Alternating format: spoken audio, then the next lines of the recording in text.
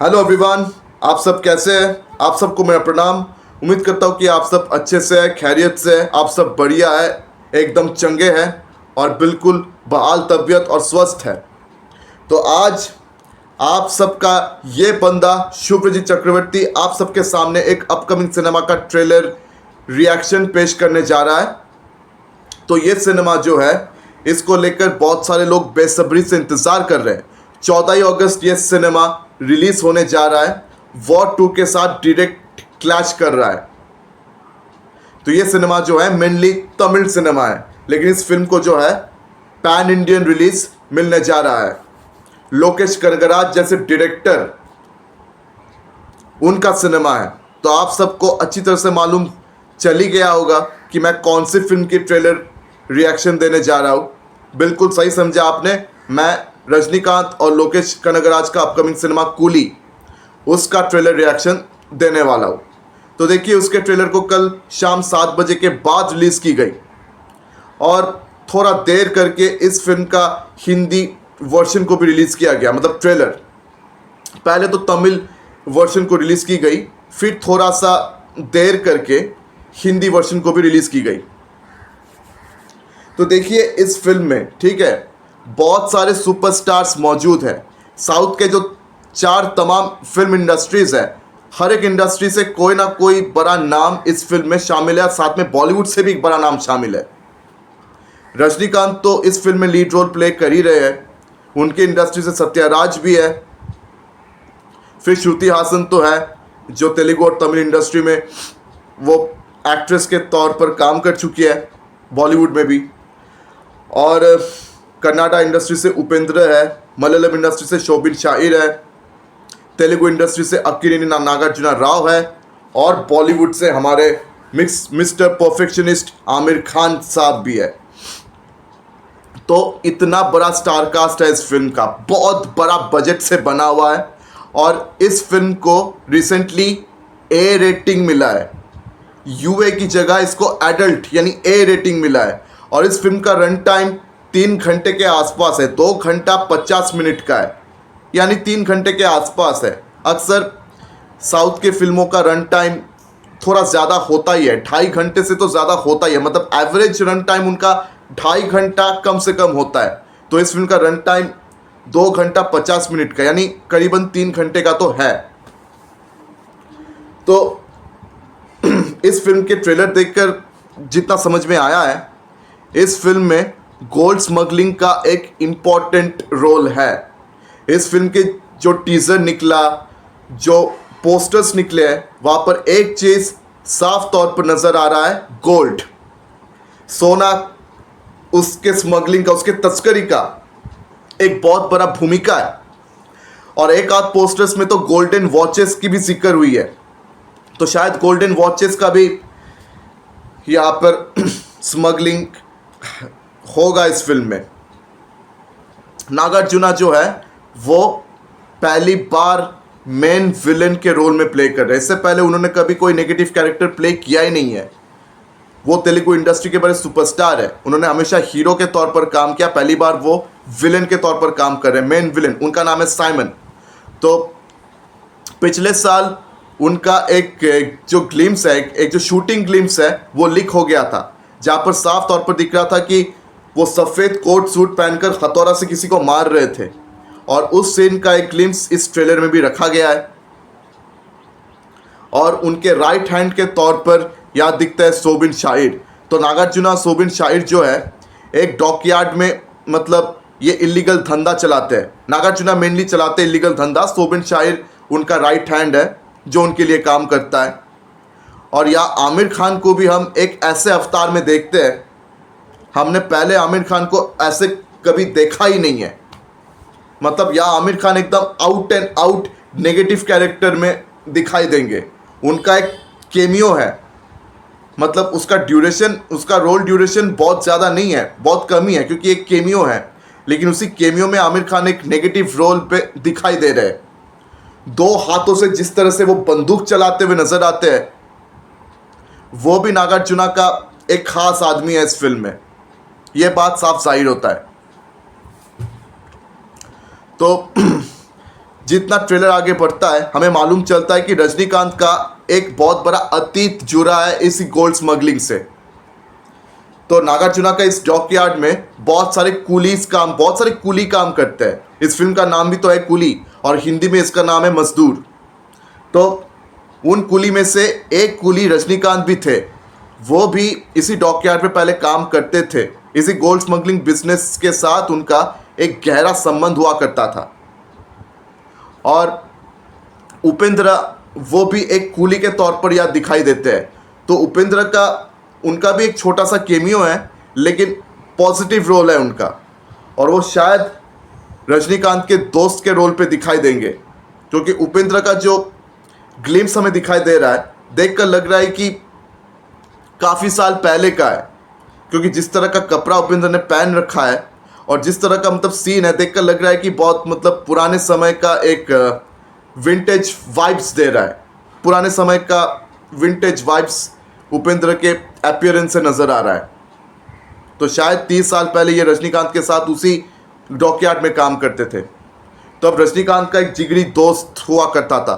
उसी रोल में हम सत्यराज को देखते हैं, और यहाँ सत्यराज की बेटी के रोल में श्रुति हासन को हम देख रहे हैं। तो सत्यराज जो है ये किसी कारण नागार्जुना के हाथों मारे जाते हैं, और 30 साल बाद रजनीकांत जो है वो इसी डॉकयार्ड में वापस आते हैं अपने दोस्त के मौत का बदला लेने के लिए।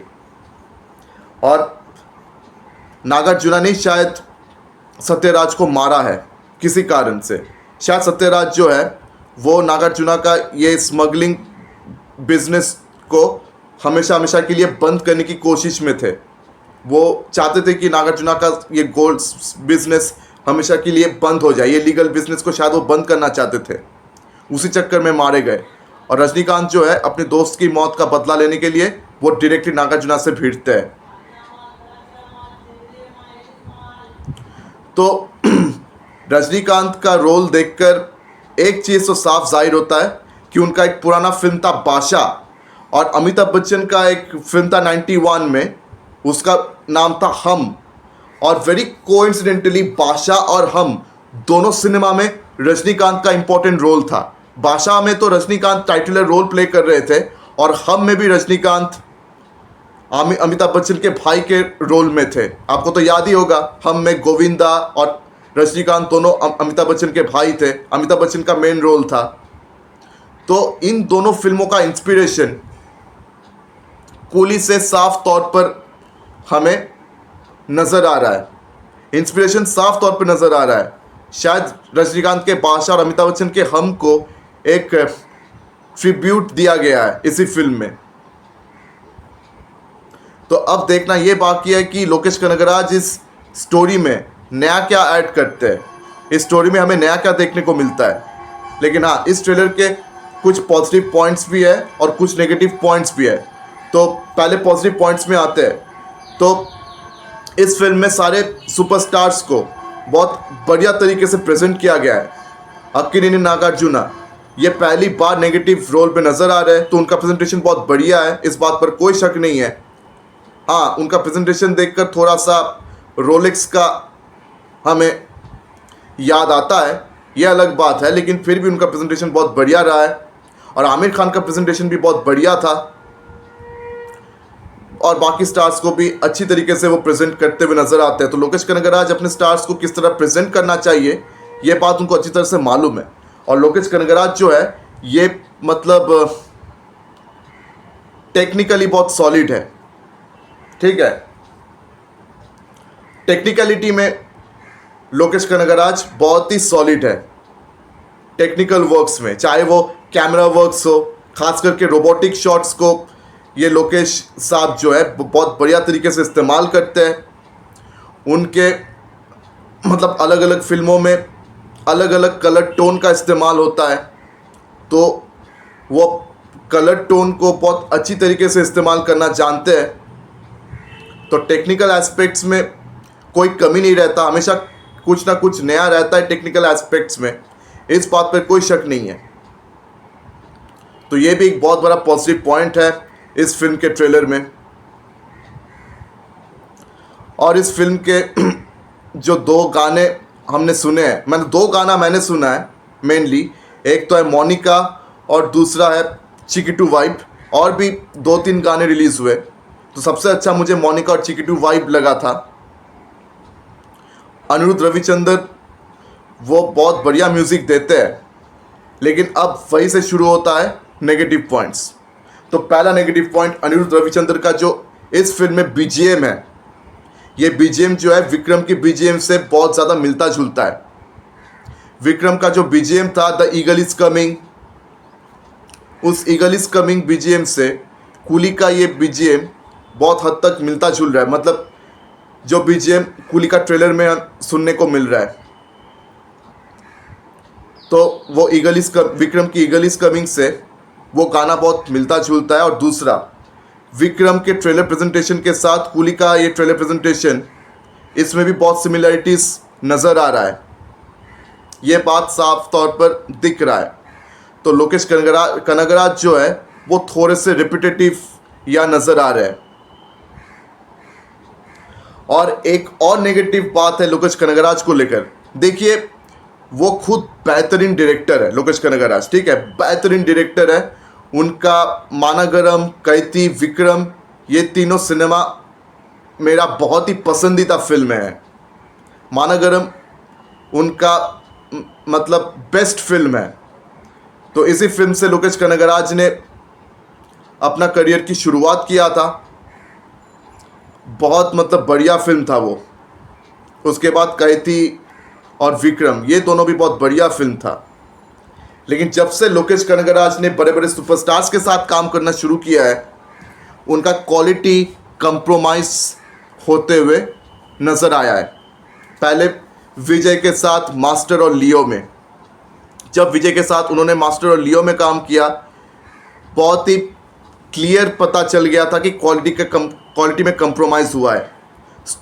और quality compromise story screen play में हुआ है, क्योंकि मानागरम, कैथी में और विक्रम में जो स्टोरी और स्क्रीन प्ले था, उस लेवल का स्टोरी स्क्रीन प्ले ना तो मास्टर में था ना लियो में था।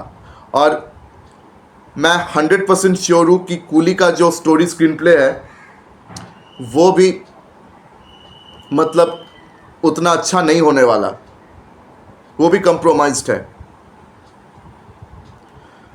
और इस फिल्म में इतने सारे सुपरस्टार्स मौजूद हैं। सबसे बड़ी बात तो ये है कि ये जो फिल्म है ये एलसीयू का हिस्सा नहीं है, लोकी सिनेमैटिक यूनिवर्स का ये फिल्म हिस्सा नहीं है। तो मुझे एक बात समझ में नहीं आई कि क्या ज़रूरत थी इतने सारे बड़े बड़े नामों को शामिल करने का, इतने सारे बड़े बड़े सुपरस्टार्स को शामिल करने की ज़रूरत क्या थी। तो देखिए, अभी लोकेश कनगराज जो है बहुत ज़्यादा फॉर्मूलाइक बन चुके हैं। अभी उनका फॉर्मूला कुछ ऐसा है कि अपने फिल्म में बड़े बड़े नाम ज़्यादा कुछ एक्टर एक्ट्रेसेस को शामिल कर लूँगा, उनके नाम का इस्तेमाल करके पब्लिसिटी गेन कर लूँगा और बहुत ही सस्ता क्वालिटी का फिल्म दिलाकर मैं एकदम ताबड़तोड़ बिजनेस कर लूँगा। तो ये लोकेश कनगराज का फॉर्मूला बन चुका है।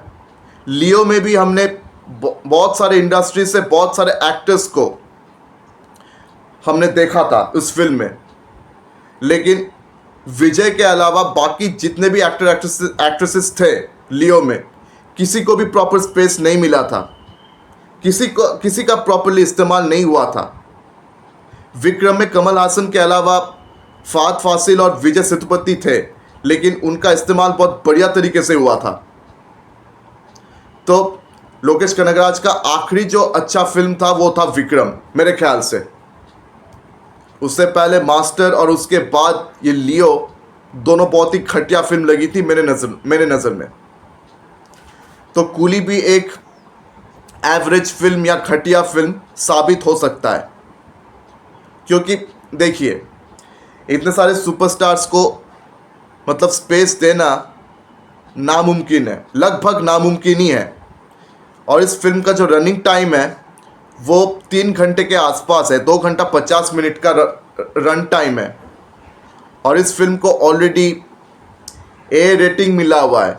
अब पता नहीं कि इस फिल्म को ए रेटिंग क्यों मिला।